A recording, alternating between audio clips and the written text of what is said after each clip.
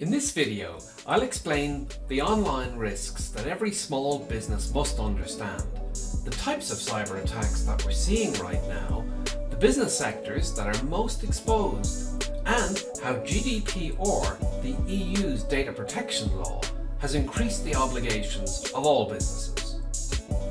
The cyber threat to small businesses has never been greater than now, and the financial livelihood of small business owners could be severely impacted by a cyber attack. Hey, it's John Byrne here, entrepreneur, insurance professional, online educator, and founder of Surviving Cyber, where I help small business owners get to grips with cyber risk. This short video series about cyber risk and cyber insurance will help you prepare for an incident and keep your small business and your people safe. I hope you're ready to dive in. This video covers online risks that every small business must understand. Make sure you stick around to the end because I'm also going to share some surprising findings from a 2022 cyber report that you'll want to hear.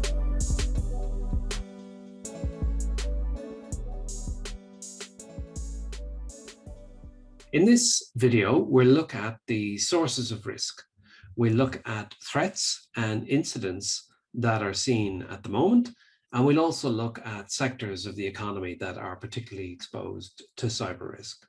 And we'll finish with a look at GDPR and the cybersecurity implications of the legislation. So we'll begin with the sources of risk. And when most people think about cyber risk, they automatically think about technology. And there is no doubt that technology is a big part of the puzzle. However, a focus on technology to the exclusion of other issues is a mistake. The two other pillars of cyber risk are people and governance. And by people, we mean focusing on the way that people behave in the work environment. It's been attributed that 90% of all data breach or cyber incidents are attributable to people and to the way people click on links or open documents loaded with malware or do something generally related to a lack of training. Governance is around how businesses are operated and managed, and whether, for example, a business holds itself to any information security standard. So these three together, technology, people, and governance, are widely agreed to be the three pillars on which a cyber risk is best analyzed. It is, as the slide says, a complex business risk. It's not just a technology risk. People behavior plays a huge part, as we've just said, in cyber, and good organizational governance is essential to getting on top of this problem. Now, we need to say something about the incidents and the types of threats that we're currently experiencing. The slide shows you 7 different types of cyber attack. Let's start with ransomware. The incidence and frequency and severity of ransomware has dramatically increased in the last 2 years. Whereas previously, ransomware was a relatively simple matter of a cyber criminal encrypting your data and your system and holding you to ransom until you paid to release the data and the system by giving you a decryption key. This was the way ransomware was done until about 12 months ago. Now ransomware is far worse. What the cyber criminals are doing is extracting the data from your system prior to launching the ransomware, and then following the ransom being delivered, they threaten to disclose your data on the dark web. So in effect, they're going for 2 bites of the cherry. Ransomware, it cannot be overstated how dangerous and how frequent this threat has become. Phishing is number 2, and phishing is where the cyber criminal is pretending to be somebody that they're not, generally a trusted party, whether a bank or someone with whom you are accustomed to dealing. In a phishing attack, normally the cyber criminal will send an email demanding information or requesting information, be it passwords, usernames, or something useful to them from either a suspect email, an email account that's been created specifically for the purpose that looks legitimate but isn't. And generally phishing, there are many different types of phishing, but it has mushroomed since COVID-19 started. And we've seen estimates of 600% increase in phishing attacks because of the stress of COVID-19 and the susceptibility of people to being phished. Number 3 is business email compromise and CEO fraud. And these are versions of phishing attacks. Generally in business email compromise, we're talking about an email account being taken over. Again, emails appear to be legitimate, but they're not. Under CEO fraud, we're talking about emails being sent which appear to be from the CEO, usually requesting a payment. They're entirely bogus, but they pull on all of the human weaknesses by demanding the payment be made, generally saying, I'm out of touch, I can't be reached, this is an urgent payment, go ahead and I'll sign off later. Something of that nature would be a CEO fraud. Number 4 is malware, and malware has been around since the 1970s when the first virus programs were found. But malware has become more and more aggressive over the years. So it never goes away and always a threat, whether a Trojan, any form of malicious link, a worm, a virus, any form of malware, very dangerous for IT systems. Number 5 is denial of service, or DDoS, as it's often referred to, distributed denial of service. This is a particular threat to companies that operate large-scale internet service providers, or somebody who's providing a service on a big scale. And essentially what happens here is multiple computers are linked together in an attack, demanding service from the target business, so much so that it causes the target business to crash. So it's a denial of service attack. Number 6 is social engineering, and social engineering is effectively manipulating human beings to do things that we wouldn't normally do, using all of the psychological triggers that we respond to, generally fear, greed,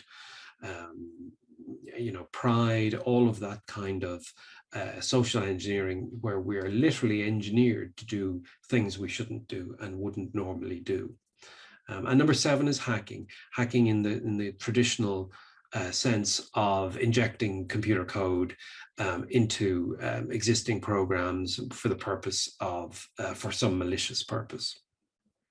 And so these are the threats that we're seeing every day in Irish and UK businesses. These are very real threats, particularly ransomware, particularly phishing, business email compromise, and social engineering.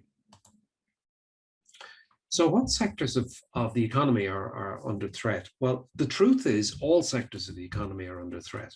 However, there are certain sectors that appear at the top of the list.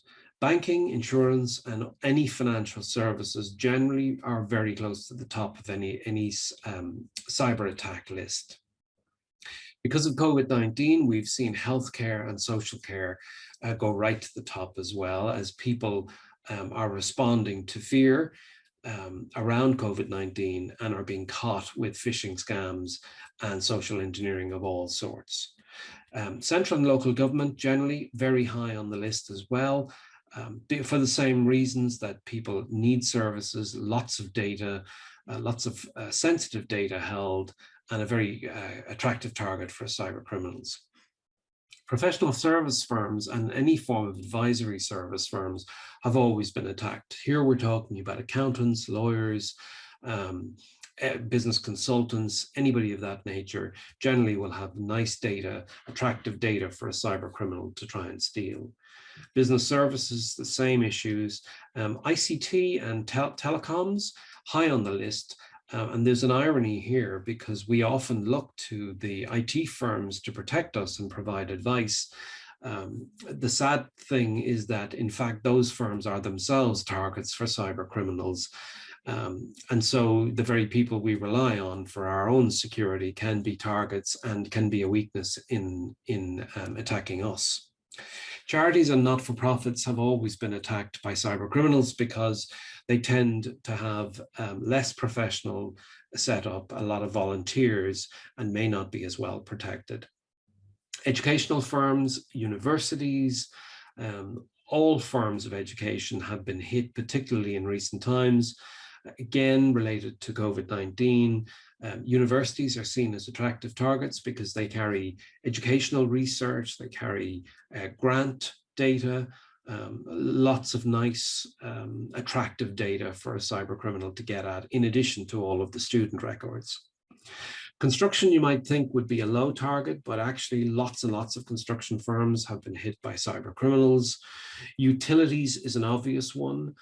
The entire Ukrainian grid was taken down allegedly by Russian hackers in recent years.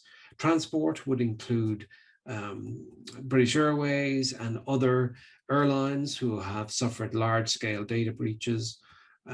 Hospitality and recreation, again, due to COVID-19, hotels, hotel groups, the Marriott hotel chain, for example, lots of hacks, lots of big data breaches in hospitality. And finally, retail and wholesale. Well, retail companies tend to have huge databases of people, lots of credit card information, again, very attractive from the cyber hackers' point of view. So that's a quick run through the sectors that are most exposed. Article 32 of the General Data Protection Regulation deals with cybersecurity insofar as it relates to the GDPR. And it takes a very interesting approach.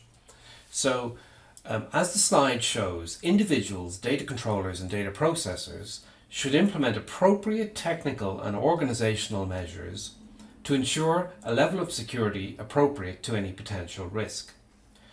Now, this wording is very carefully chosen and the implications are broad.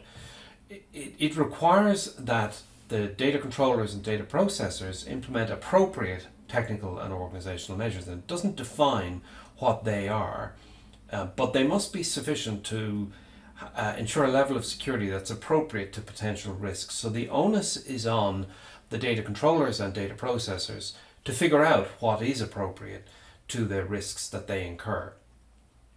And of course, getting this wrong will involve brand damage, reputational damage, and potentially fines and legal penalties for the companies involved. GDPR has driven greater activity in the whole area of data protection legislation, with 315 fines in 2020 alone. Now 128 countries have data protection and privacy legislation in place, probably spurred on by developments like GDPR. 154 countries have cybercrime legislation, according to the UN data. There's been an interesting change with regard to the focus of legal actions around GDPR. Whereas previously data breaches were the focus, now civil liability actions are coming to the fore throughout Europe. And in Ireland, where I am based, cases are growing also. All of these cases are alleging the failure to have appropriate technical and organisational measures to ensure a level of security appropriate to the potential risk. And this is the wording that we saw earlier in the law. So people are taking action alleging that the cybersecurity was inadequate, essentially. And the big unknown with these actions is what's known as non-material loss. So this type of loss does not require quantification of a financial loss. And data protection commissioners throughout Europe are looking to take more enforcement actions around Article 32. So an increasing risk profile coming from GDPR. Earlier in the video, I said that I was going to share some surprising findings from a 2022 cyber report that you'd want to hear. So here's finding number 1. The top two types of attack were IT resource misuse at 32% and payment diversion fraud at 31%. And both of these seem to represent more of a threat than ransomware at 19%. The survey makes the point that these two, the misuse of IT resources and all forms of payment diversion fraud, needed to be addressed. A second finding from the survey was that the top three most common methods of entry were through cloud servers at 41%, through business email at equally high 40%, and through corporate servers at 37%. This is an interesting finding because the cyber criminals were changing their method of attack to cloud servers as they saw the target companies move to the cloud, spurred on by the COVID-19 pandemic. And finding number 3 was that the average number of attacks rose for most business sizes as the hackers devoted more attention to mid-sized and small-sized businesses. And examples of this were that the group of 250 to 1,000 employees, their average number of attacks rose to 69. The group 10 to 49 employees, the average rose to 56 attacks. And even the micro companies with less than 10 employees, the average number of attacks rose to 40. We can clearly see that cyber criminals are adapting their tactics to the environment that they find and attacking on an increasing basis the smaller companies. So I'll end the video today with some final thoughts, and there are 5. Number 1, what's your business exposure to the sources of risk that I've outlined? Number 2, what's your business exposure to the types of cyber incidents outlined? Number 3, what's your sector exposure, the exposure that's inherent to the type of business that you are? Number 4, are you really GDPR compliant, given what we've explained about the cybersecurity implications of the legislation? And number 5, should your business be concerned about cyber risk, taking into account what you've learned in this video? Thanks so much for watching today's video. I hope you found it useful to know the online risks that all small businesses must understand. Now, before you go, I want to give you access to my free Cyber Resilience video workshop, how small business owners can create their first cyber resilience plan in less than 30 days. It's full of practical tips that you can implement. You should use the link pages.survivingcyber.com/workshop to get access now. And I'll also put that link in the video description below. I hope to see you again soon for video 3 in the series, where we ask, cyber attack, is your small business ready?